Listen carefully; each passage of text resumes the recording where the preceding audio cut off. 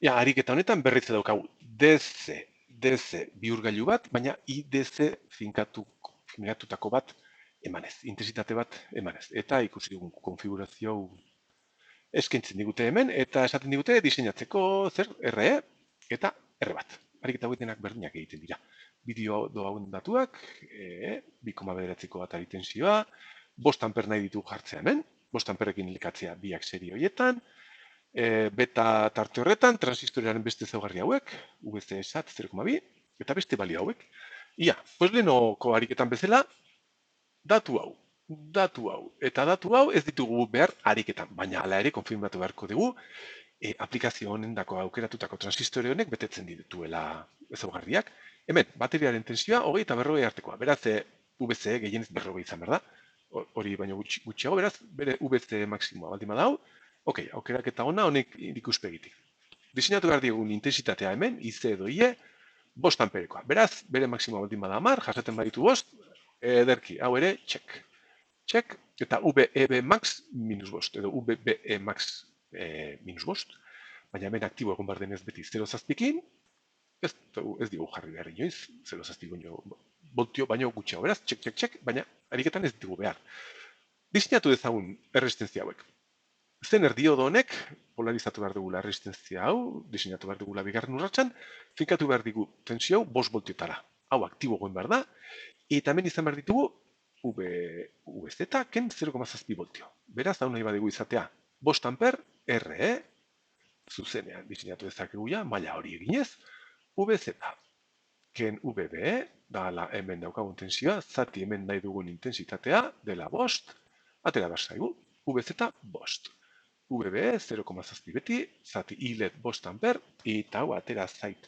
Niri 0,86 ohmio, resistenzia bajua, intensitatea altuak direlako. Hau diseinatuta. Eta orain R bat. Eta R bat diseinatu beharko dugu beti bezala. Egoera okerna hartu beharko dugu intensitate ikuspegitik, ziurtatzeko intensitate hau positiboa dela. IZ izan beharko da egoera guztietan positiboa. Positiboa hemendik sartuta, eta egoera okerna, murrizteko da hause.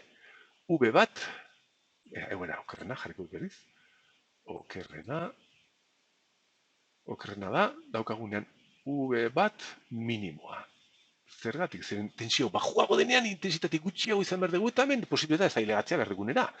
Eta gero, hemendik eskatzen ari garenean, intensitate masimoa. Hemendik gutxi hilatut, hemendik asko eskatu, pues egoera okerrena honentzat. Orduan hau, IB noiz da maksimoa, okerna IB maksimoa noiz da.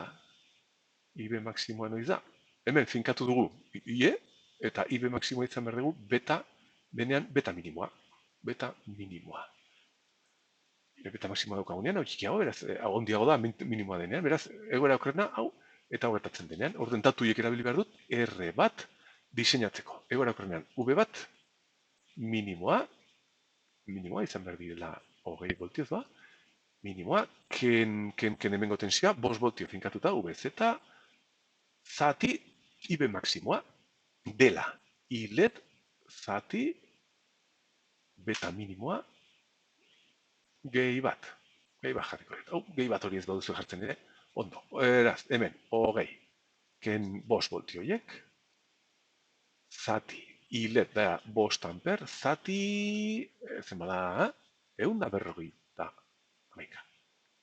Hau da, eta hau niri atera zait, ja, 950 ohmio. 950 ohmio. Bakizuen nirekin ez bidatu dezunak atxagiten ditut eta, vale, hau atera zaigu, R bat izan berko da hau, eta R izan berko da hau, diseinatzeko nahi dugun bezala, egin dugu ez? 5 amperi pintzeko hemen, egoera okerna hau izango zen, hau baino txikiago izan behar da, hau R bat max izango zen, Listo! Azkeneko aldera, B atala, oda A atala, goazen B atala egitea. Zenbat diodo jarri dezakegu hemen? Bueno, zenbat diodo jarri ditzakegu hemen? Ba, ez da git. Begira, pues, transistorea aktibo egon behar da. Beraz, muga izan behar da asetzen denean. Hemen, diodo asko jartzen baldin baditugu, hemen tensio asko hori behar da, eta orduan hau murriztu behar da, orduan ailegatu behar da VCE SAT. VCE SAT izan behar da hau muga. Mugan izan behar dugu hau. Orduan, mugan izan behar dugu, hemen 5 voltio. hemen lau koma iru voltio. Bosken lau koma iru, eta hemen lau koma iru.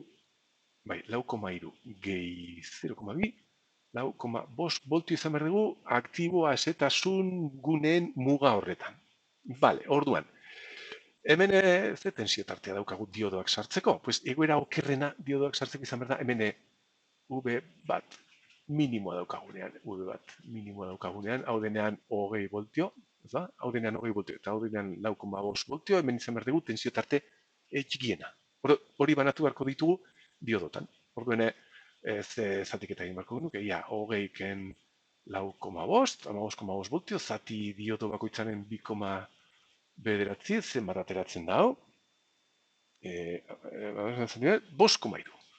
Beraz, gehienez bost voltio jarri beharko ditugu. Bost voltio ez, bost led gehienez. Tensioa altuago denean, gehiago sartuko ziren, baina hau minimoa denean, bost led gehienez. Bueno, gehienez. Listo. Hau izango zen behatalaren erantzuna.